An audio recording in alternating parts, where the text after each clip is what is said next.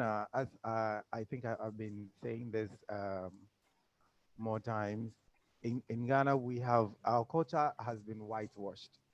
You know, it has been whitewashed. It has been right now when you ask a Ghanaian what his or her culture is, he can't distinguish between religion and culture because it has been intertwined here in Ghana. Most of the things that we do here that we call culture, it's basically backed with the Bible and the Quran and whatever wherever it is you find yourself coming from religiously. So, but then when you look at it um, carefully and into detail, you realize that our culture, our very much rich culture, was never against homosexuality. When you check our history, our culture was more embracing of queer people. Our culture was more embracing of sexual minorities and gender minorities. And actually, we the sexual minorities and gender minorities were actually seen as, in some cultures, are seen as demigods here in Ghana. But unfortunately, religion had to come in, and then all of this was it's now something of the past or something. Ghanaians don't like to know about it. Ghanaians like to dismiss this.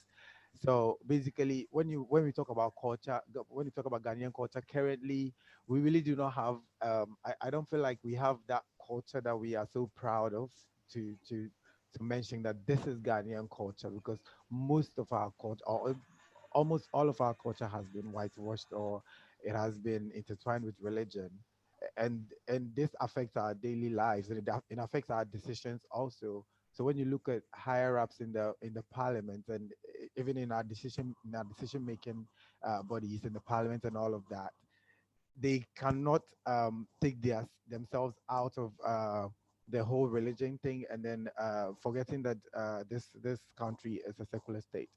So they always come together with their whole religious belief and their personal beliefs whilst they rule the country, which is not supposed to be so, since the country is actually secular. So when you talk about Ghanaian culture, it's so hard to say Ghanaian culture. It's what it is. Thanks, Mo, for that. That's really interesting, actually. So, picking up on that, then, Gigi, what would you say about the role that religion had to play in the changes on culture? Hi, thank you for asking me this question. Okay, I think that with religion has made us even forget that we even have a culture that is African culture.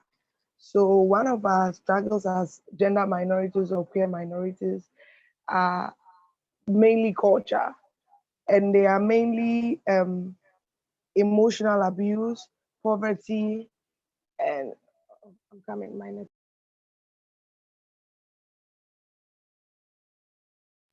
Hello, can you hear me? We can hear, yeah, Sorry, it's I think okay. I'm having a little bit of network problem here. So yeah, I would say that okay. So I would say that culture has changed everything. Like Mo was saying, culture has even made us forget that we are blacks and that we need to live like that. So when you read the African culture, homosexuality has been part of us even from way before colonization came. And culture, religion has turned everything to be that they want us to believe something that a certain document is saying, and people are refusing to do research, and people are refusing to read or to challenge or to contest anything that anybody is saying. So I would say that culture has really changed everything, and we really need to look into things, and we really need to speak about issues. Thank you. That's really interesting. So, looking at your bio, Mo, that you kindly sent me, I see that you are communications director for the youth-led activists group. So, how are the youth-led groups combating these changes at the moment? Yeah. So currently, I I can say that LGBT Rights Ghana, which is the youth-led organization that I'm working with, I think we are seen as the activists in Ghana currently, because most of the other organizations, when this topic comes up, they just go back to say, oh, we are advocates, we are not activists, you are the activists. So as a communications director, I get to interact with a lot of people, especially in the Ghanaian community online, because that is how this movement started. This movement started online, trying to change narratives of how the community is, until it became this whole vibrant activist group that it is right now. And I meet people with varying opinions, and you can see that Ghanaians just do not have the education, they don't have the facts, uh, uh, they don't have the information about the community, and this is very worrying, because they still hold on to whatever they hear from someone who equally doesn't know anything. And this also, I would say, is the fault of the media, because the media is always biased when it comes to the issues of LGBTI. It's always one-sided. You only see the issues of LGBTI in media only when it is in the negative light, but you never see the positive side of the community in the media. And the media do not create that space, or that environment where we as LGBTI people are able to speak our issues on their platforms, because I feel like they believe that the positive stories of LGBTI do not sell. That is how I see it. But then they like the whole controversy that comes around the negative stories that they sell out there for the masses, because they know the masses will go in a huge uproar, and engage with them and be like, just go back to hammering the fact that it's a sin, it's against nature, it's not our culture. Go to where it is accepted. And and one of the points too that I always find funny is when they say it's a Western import. but it, but these are some of the narratives we as LGBT rights are trying to change when it comes to activism in Ghana, LGBT activism in Ghana. And I feel like from where we are right now, I feel like we've come a long way, and we've been able to impact some kind of knowledge in especially Ghanaian youth. So when it comes to the youth, I feel like there is more learning. Most people are open to learning, even though there are also the others who are still not ready to learn. But then uh, most of the youth are ready to learn, and thanks to Western media, they see the depiction of how the LGBTI community is out there. So somehow it's having a positive impact on the community in Ghana. Thanks, Mo. So, David, Mo mentioned that a lot of the um, beliefs around LGBTQ plus in Ghana was through lack of fact. So how does that lack of fact come out in society in Ghana? Yeah, thank you for the question. And so, yes, I mean, I would say that, okay, when Mo is saying, as my colleague Mo said, lack of fight, I think that people don't really study the African history or the African culture, because I think that they believe that culture started when they were born. But then I always say that, I'm sorry, culture started way, way, way when even your ancestors, that was when you date back 10th generation, culture has already started. And so your 10th generation, like dated, when we date back, came to meet the culture. And so I think that people, for me, I think it's all about religion, because it started from, I think that it started from colonization, where the colonial masters came in with the whole church idea. And at the end of the day, they were, because I want to refer back to the law. So the law that we have, I always say that if when our colonial masters came to Africa and they didn't see such thing, what happened and what what's made them to bring such a law to, criminalize us? Because they saw that the African diversity, there is diversity in the things we do, and there is this kind of acceptance and love, like that connects we together as Africans. Yes, and so I think that one way that they were able to separate us is to bring religion, where I feel it was toxic, because people were forced to learn. People were forced to accept what they don't want to accept. So at the end of the day, religion doesn't accept, organized religion, let me put it that way. So mostly as the Christian society, because they have this whole American evangelical movement idea. And I said that homophobic really started in Ghana somewhere in 2000. But then now, based on what Mo said, that when it comes to facts, they don't speak on facts because their brains, like, they have been brainwashed and to believe what the church has been saying. Because at the end of the day, people believe that the church is the final say. They are nothing without the church. That is the mindset they have, that what the church says is final. So at the end of the day, even people don't even go further to even learn the same Bible, to learn the Bible, but then what my pastor said. Because personally, I've interacted with people and they'll be saying that, oh, but my pastor said it's not right. And I'll be like, okay, your pastor said, but what are you saying about it? And so you can always say that people are not learning, and they don't speak with facts. But then whenever they speak and say that being queer or being identified with the LGBT community is an abomination, they always quote from the angle of the Bible.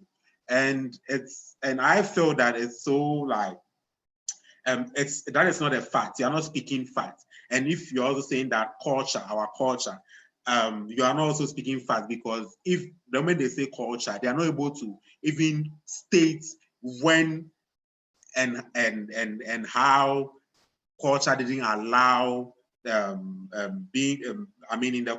allow being queer, or like there was no diversity in our culture. And so I think that people don't speak with fact because they have no evidence, but they speak on what my leader or my religious leader is saying. Because we are in a country where 98% of the population are religious, and so that is what we've got. Because they don't want to do any research to really study the culture. And so, but we always say that what of pre-colonial? Because I think that people always speak from colonization to now, when these white people, our slave masters came in and they brought in all those Victorian laws and all that.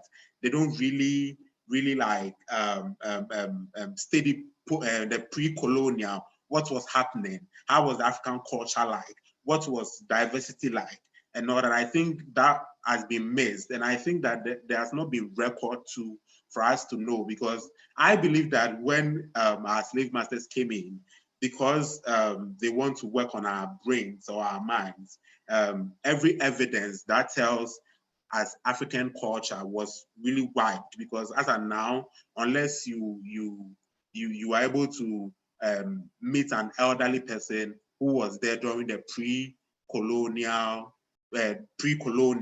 then he or she will be able to tell you that, oh, our time, it was accepted and all that. But I also think that one of the things is, because the Ghanaian society, sex is something we don't even talk about. Like, it's an abomination to even mention sex in the Ghanaian context. It's an abomination to mention sex. And so I think that sexuality and sex is something we've not really discussed. We've not really discussed as people. And so, yes, people don't really understand the whole concept when it comes to sexuality. But I think that sexuality is really complex for us to really limit it to heterosexuality, yes. And so, yeah, that is what I have to say about it. Thank you, David. That was really interesting, actually, what you had to say there. Thank you. Gigi, can I ask you about? So I think it was David that mentioned that the government is very controlled by religion. So, to what extent do you think that the government, laws, and religion all relate? Yeah, so as David earlier said, Ghana is being controlled by religious bodies here. So I would say that if the government of Ghana would begin to normalize having homosexual in spaces, and they beginning to do a little research, even in our culture, to know that homosexuals have always and will always be part of the continent, they will begin to separate religion and from the law. And because um, I stumbled upon a document once I was reading, and it stated that even in certain parts of the spaces, they normalize same sex being with same sex because they believe that being with same sex could even bring you good tidings and good things. So I'm thinking that going forward, the government of Ghana should really set aside what is religion and should really rule the country with the law. So that's what I have to say about David's point. Thank you. Um, so, would you say then, Gigi, that the laws are very heavily influenced by the religion then? Yeah, I would say that they are not even using the law because, um, for instance, whenever there's an homosexual issue, they are moving away from the law and they are rather looking in the religious aspect. Because in Ghana here, whatever the media is always going to say about homosexuals is going to be the negative thing. They will never ever come out and say that maybe this person from the square community built this thing, did this, that, and did that, because they've always been influenced by religious bodies. And they feel that they have to really succumb to what religious bodies have to say. Otherwise, they are not really ruling Ghana. And that is the big problem that we are facing here. Yeah. So, what movement is there away from religious views then in Ghana more? Come again? Yeah, so what movement is there away from the religious views? If I hear you right, what movement is there away from the religious views? That's what you're asking. Yeah,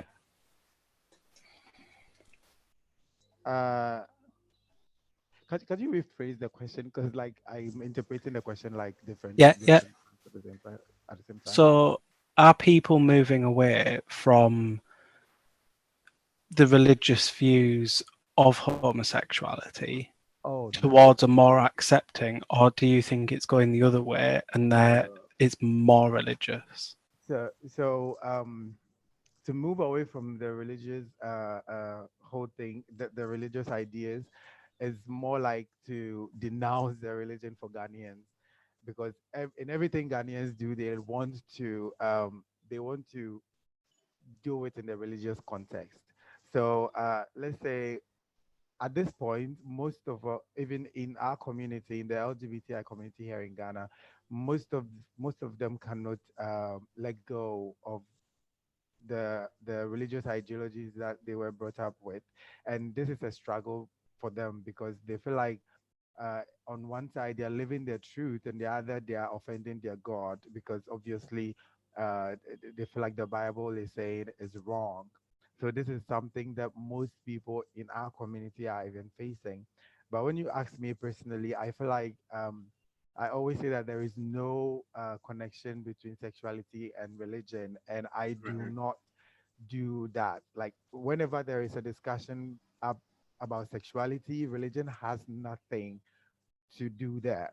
So I try to let people understand that you being religious is up to you, but do not use that to define your sexuality, because obviously it's not allowing you to, and and you live in denial to till you die, and at the end of the day your life isn't yours anymore. But going back to your general question, in general, Ghanaians do not play with their religion. They do not. in every argument, there is always a religious perspective in there. There is always that thing in there. It's like something that has been placed in us. When you're born into Christianity, it is what it is. It's hard for you to detach yourself from it. And when you try to go away from religion, everything else doesn't matter. You are on your own. Everyone backs off. Everyone, your family, your friends, everyone backs off. Now you are like the social devil. You are not worth to be in their spaces. So that is how heavy religion is in our country. Another example too is I always cite this example because it was very worrying and disturbing when our very own Speaker of Parliament, someone who is supposed to uh, see to the proceedings of the Parliament, said, and I quote, that LGBTI people are deviant, and if he is supposed to preside on the issues of LGBTI, he would rather resign because his religious beliefs do not allow him to.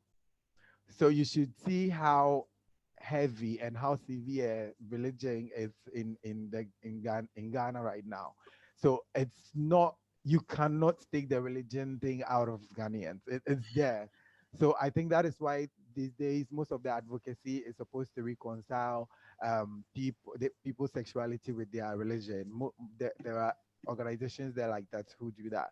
They are trying to make people reconcile their sexuality with their religion. I personally, I do not agree with that, but I think in this context it's very important. And so, yes, that is what it is in Ghana. There is no way you can take the religion out of anything here. So, in that respect, then, Mo, if are some families accepting of homosexuality, or do they stick to the religious teachings that they've been brought up with? Yeah, there are quite a number of families who are very accepting. And we've seen we have people in the community who have these stories. Their families, and most of these families are families who have been exposed to a lot of information. Mostly, and then mostly class comes into it because um, most of these families they come from a very huge background, I would say. They are not like the average typical Ghanaian family. So these families are open to information. They know more about the community, so they tend to be more accepting of an LGBTI child. So yes, there are families like that, and they are quite few. There are. Thanks, Mo. So moving on to resistance then. David, maybe you can start us off with what or how is the Sorgi-esque or LGBT plus community family fighting against the barriers that are in Ghana?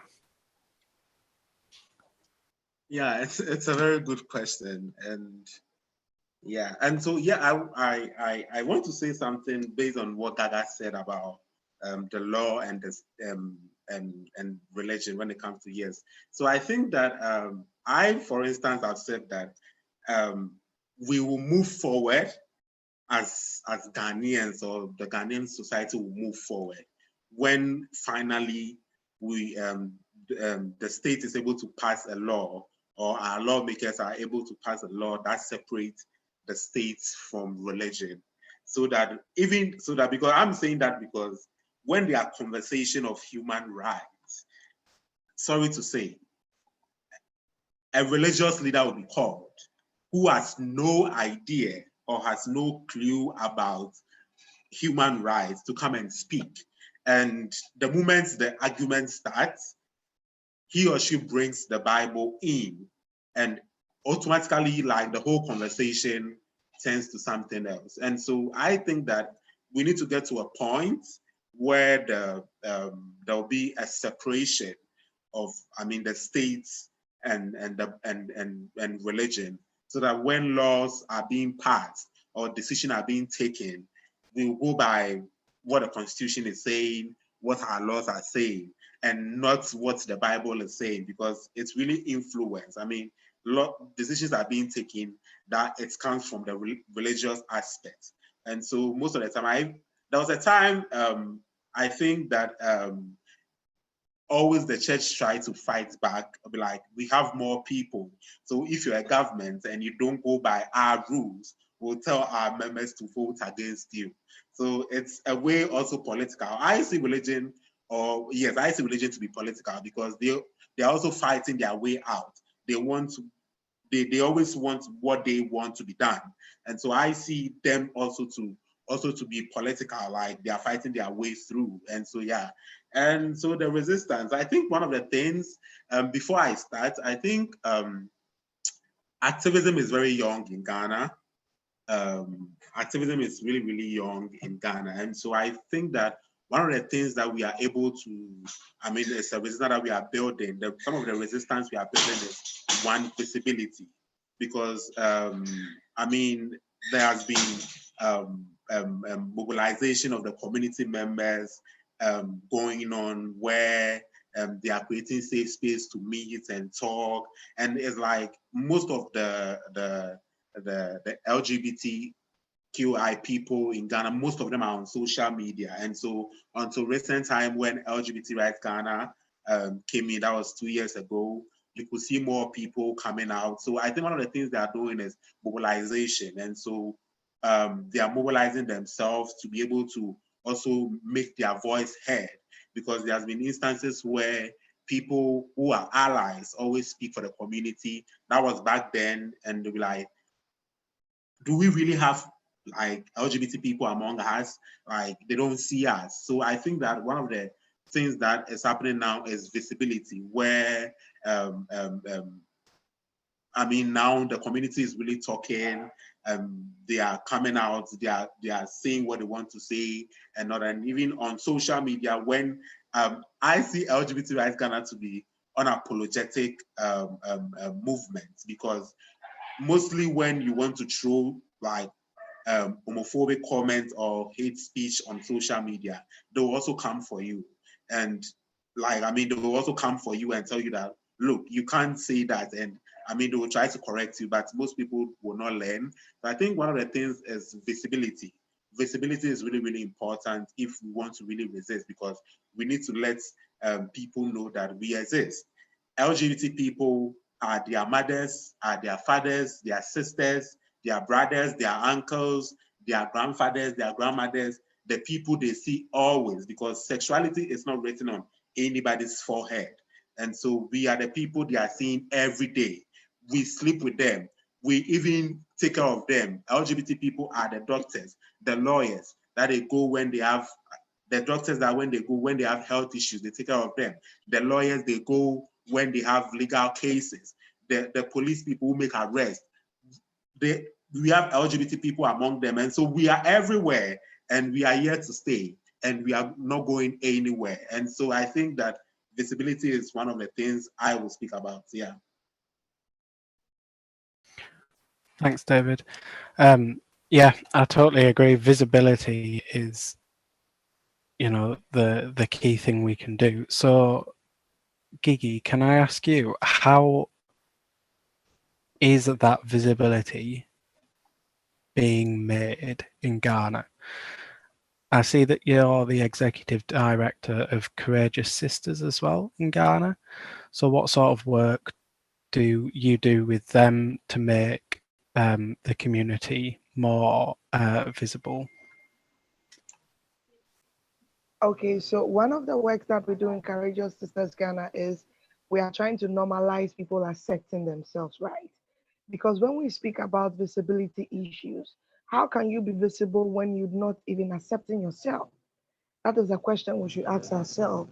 How can we be visible when we are not even helping ourselves?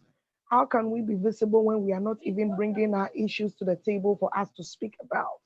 So one of the things that we do here in Courageous Sisters Ghana, what we do or what I do as an activist is that any space I find myself, I try to normalize people speaking about LGBTQI rights as human rights. I try to make people that we have accepted ourselves and we are living our truth.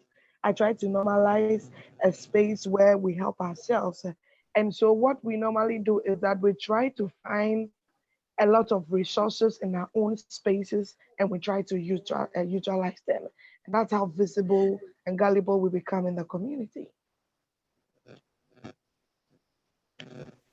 Thanks, Gigi. What support? Obviously, there's Courageous Sisters, which sounds like an amazing organisation. What other support is there in Ghana for those that are LGBTQ plus?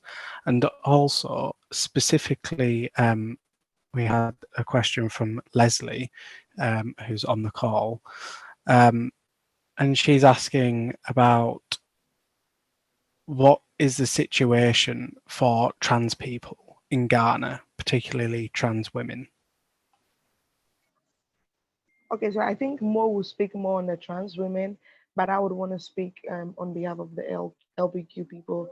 So one of the issues that one of the supports that we give here is that we realized that psychosocial support was something that was really limited to the LGBT community. And so what we do here in Courageous is that we offer peer counseling. We try to offer behavioral change communication, security um, trainings, and security trainings or security when you need it. We also try to encourage people to speak about issues. For example, when you go into the media, especially Ghana media, people are trying to normalize rape jokes. And what we do is that we are not trying to normalize it because over the years we've heard people say that raping lesbian or bisexual women is going to correct their sexuality, right? And so what we are doing and what we are doing in our space is that we are telling them that sexuality is not a disease. We are part of them. We're here to stay. And anytime we make a rape joke, we go to the extra length to make you feel that, to let you see that rape jokes are no to the lesbian, the LBQ community or the women community. And then, yeah, those are many things that what we're doing. Thank you. Mo, can you pick up on the trans question, please? Yeah. So generally the trans activism is very low compared to the movement for the LGB, because even the LGB in Ghana right now, our movement is not strong.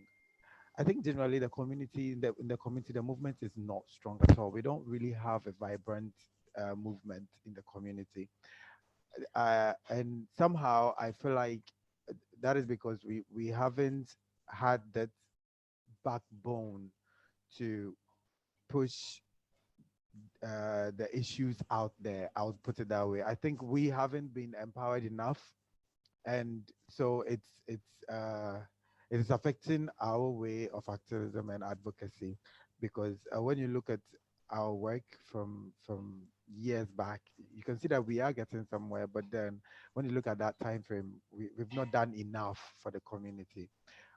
For the issue of trans people, as I started earlier, it's very, very new. It's like a budding baby in Ghana.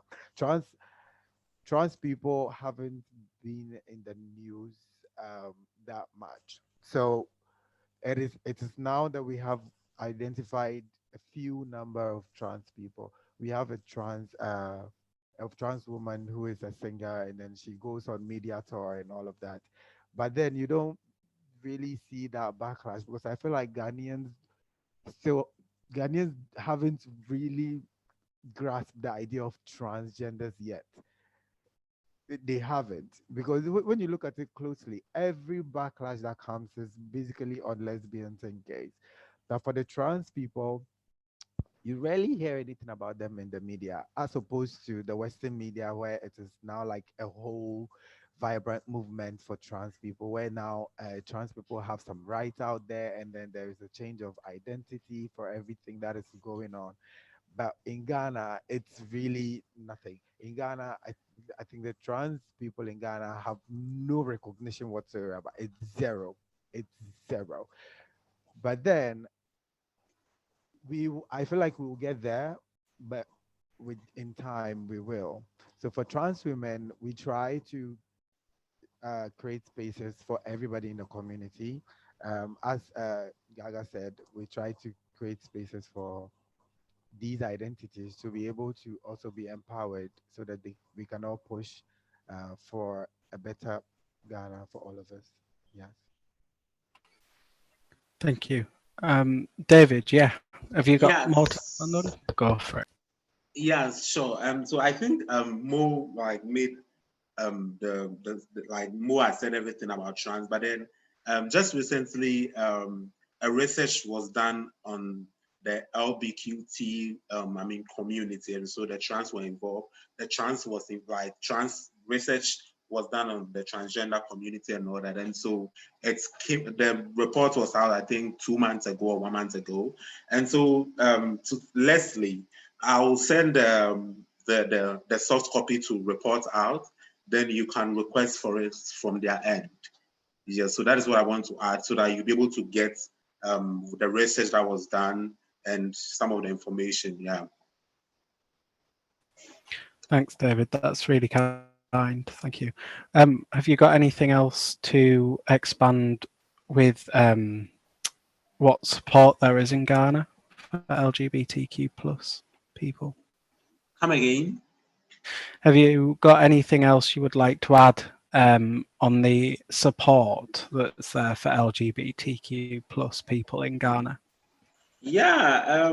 For me, I would say that support, I will start from organizational level.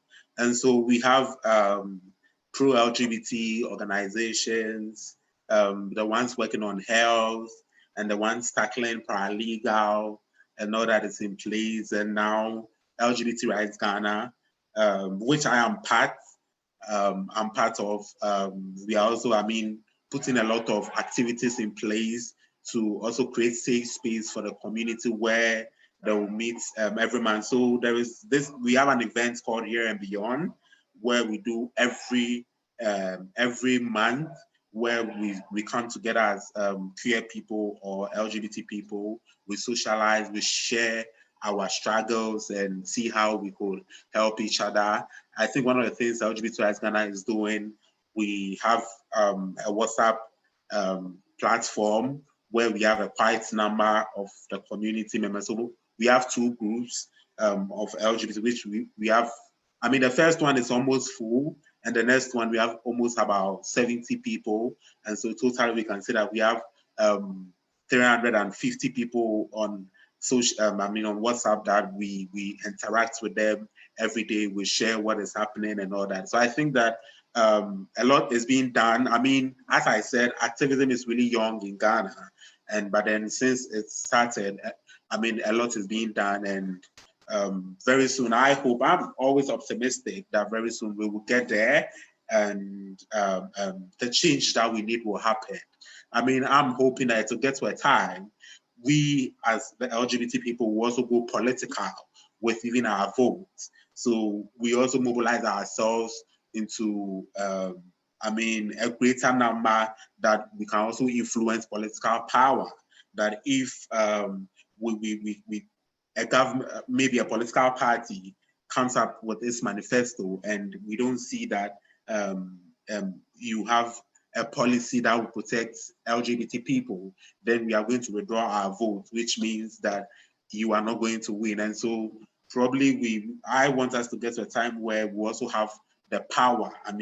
We'll gather equality voters, that when we also approach a political people, like, we can give you 2,000 votes if you put us in your manifesto and say that you pass a law to protect us and all that.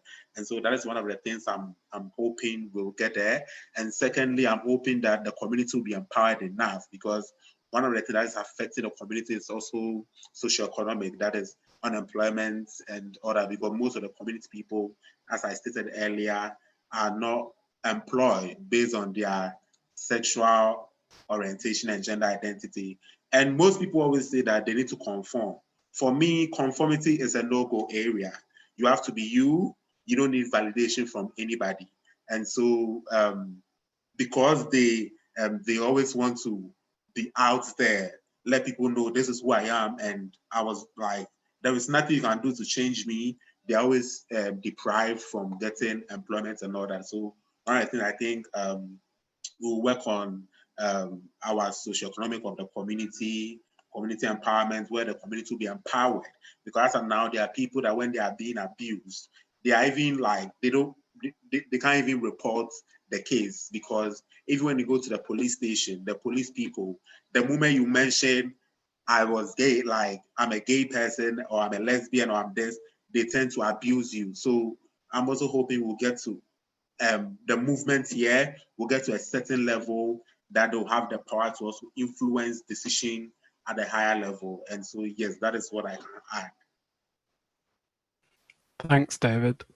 So just to finish off then, in with just 2 minutes, can you, and we'll go David, Mo, and then Gigi, can you name one thing, one big thing in Ghana that needs to change? I'm going to start. I think one of the things that needs to change in this country is how people, mostly the media. I think the media should stop being biased. So I think that the media also need to approach issues whenever there are issues of LGBT out there. I believe that what I want to see is the change that we need is they will call those who have the experience and the expertise on that field to also to come and to come and talk on the issue, rather than always basing the arguments on one side. I mean, the opposition will always like speak against you. And so, yes. And secondly is the law, the section 104. I want that law to be repealed. Like that whole law, it's an archaic law. So I'm hoping that law should be replaced. It should be repealed and a new law passed that will protect us and all that. So yes, I think that is what needs to change.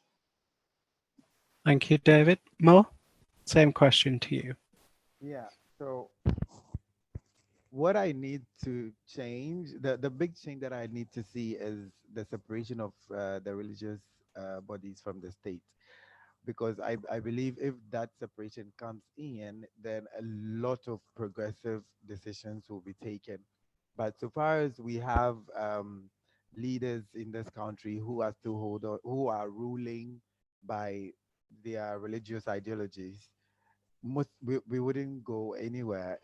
That is how it is. So the big change I want to see is a clear separation between the religion and the government, because we can't have religious extremists in government pushing their their beliefs on all of us, because we are diverse people. We have people from diverse background that you are ruling, so you can't come and then uh, put your religious ideologies on anybody, especially right now that our president is trying to get a whole cathedral, forgetting that we have traditionalists and Muslims also in the country. But that is a discussion for another day. But then that is what is supposed to happen. We should stop doing that. And especially when I see during this election year, and when I see someone campaigning and be like, I'm God fearing. God fearing shouldn't be an attribute of a good leader. Like a leader is supposed to be someone who is catering for his people, not someone who fears God. You can fear God in your private time, but you as a leader, you're supposed to look over diverse number of people. We don't all believe in your God. I don't care whether you fear God. Just protect me. Just make sure that what you are in office for, you are doing it, because my vote is what is putting you there. So in saying this, honestly, this year I have actually hold myself. I'm holding myself back from voting. I am not voting because my existence is still not acknowledged by any religious, but any political party and anybody. So I am not voting this year because of this. So until they do, and until they separate the religion from the state, there is no way I am contributing to any political decision in this country, unless it is a decision that affects me. That is when I'll engage myself. So that is a big change I want to see. Thanks, Mo. That's really interesting, actually. And Gigi, same question to you, please. Okay, so I'm just going to add a little bit information to what Mo was saying. So I think one big thing that needs to change in Ghana is individual trying to conform into societal norms, right? Because if we are here and we are advocating and we are trying to change a lot of things in the larger context, and the people that are supposed to make the little change for us to also include in our movement are also there conforming and they are also trying to question themselves, I feel that then we are not doing anything. So going forward, my word to everybody is I would want us to live our truth and not to conform to societal myth and misconception. And I would also say that movement should also strengthen each other because in every battle, there are gaps that we need to bridge, right? And so people should also help people work on their strengths and their weaknesses for us to have a solid movement and for us to make a greater change.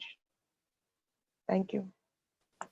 Thank you very much. Has anybody got any questions that they would like to ask? If you do, just pop them in the chat and I'll read them out for you.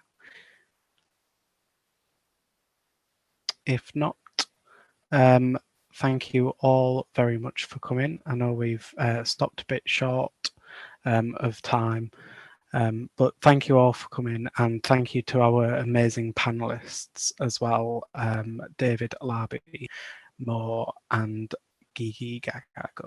Thank you very much, guys. Thank you for having us, Jay. Thank you. Thanks, everybody. Thank you for having us. Bye. So Leslie, I'll send it to report out, then you request for it from there. Yeah, I'll send it over to Leslie. Yes. Yeah, once so you've sent it. How do yeah. you access the recording? Because I think some of my peers want to catch up with it. Yeah, I'll get in touch with you on that one more once I've checked with Drew. Okay. Super. All right. Thank you. Brilliant. Bye, Thank you, everybody. guys. Thank you. Nice to meet you all.